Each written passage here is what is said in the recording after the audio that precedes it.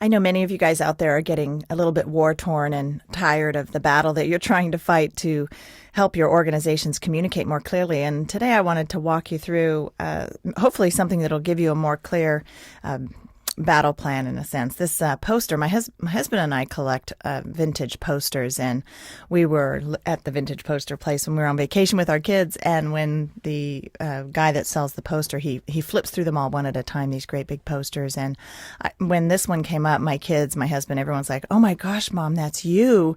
And it was so funny. I love the colors. I love everything about it. We did buy it, but I think the thing that's so funny is this gal is actually selling baking spices, yet she's all fired up like she's changing the world. And I think the reason it applies so much to me is that's how I feel what I'm doing and what you guys are helping me do in transforming the way businesses communicate. This could have been PowerPoint or Keynote or Flash or video or anything that this gal was carrying. But in reality, we've all taken up a standard and a flag in our hands, and we're really relentless in making sure our organizations are really fearless and commanding and clear communicators.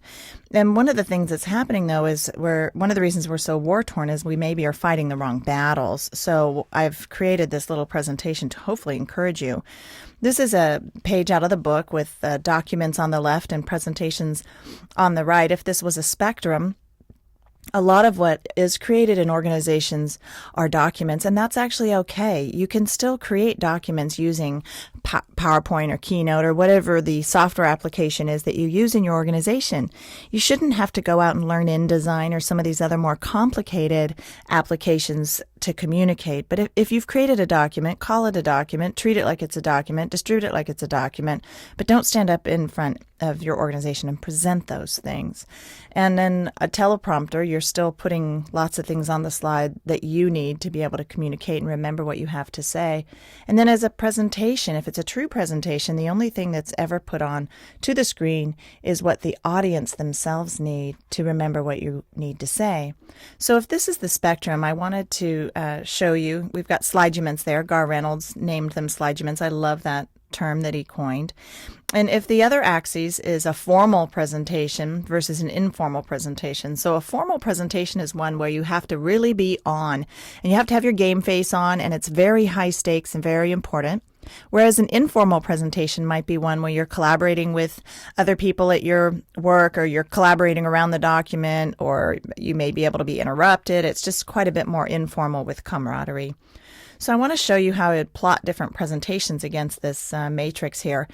In the top left, I really feel like white papers and data sheets really need to stay white papers and data sheets. You should not distribute those in a slidument format. I think they'll lose their impact if they are. Then I want to walk you through a process here.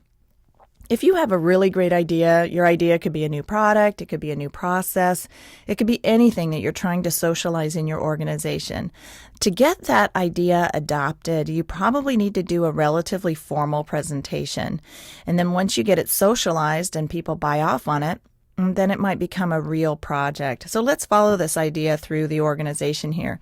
So we've got the idea socialized and they've bought off on it. Then a lot of times what happens is they hire McKinsey, or you have a strategic department in your organization. A lot of times strategies are developed as sliduments. They're internal. A lot of times they're printed. They are executed against, and a lot of times they're documents.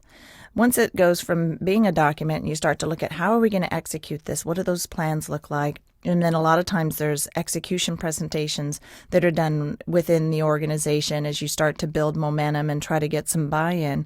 Then when the actual idea is going to be launched, then it's like a visionary strategy or a new idea that you're going to execute. And then it pops back up and needs to become a formal presentation again, because you want people to actually adopt this new vision and this new idea. So you can see here, an idea goes on a journey and it goes back and forth. Sometimes it's formal, sometimes it's informal, and then it goes back up to being formal again. So what I've done here is I've plotted all the kinds of presentations I can think of that an organization might have. You could see in the very bottom left, there's a staff meeting. So if you're picking on your boss and saying, come on, make your presentation more amazing and more glorious, you could see that, I feel anyway, that staff meeting presentations can still be they're more informal and they can still be in a slide format. Now, granted, if in that staff meeting you're doing a very high stakes presentation, that changes everything. But what I want to encourage you guys to do is focus on the presentations that are in the top right quadrant. I want you to fight for those. I want you to fight hard for those. Let the other ones go and don't fight hard for those, because I think the payoff of doing a really great presentation of the things that are up and high and to the right there, the payoff is so big that I think if you focus on those and have some breakthroughs on those types of presentations, you'll be encouraged, and it'll also start to yield the kind of change that you're wanting in your organization. And let the other ones just go. As hard as it's going to be, just let them go for now. And then when one of these comes up, just fight real hard for those. I want to encourage you guys to keep going, keep fighting the fight, and changing the world one slide at a time. And I hope you guys have a great day. Thanks.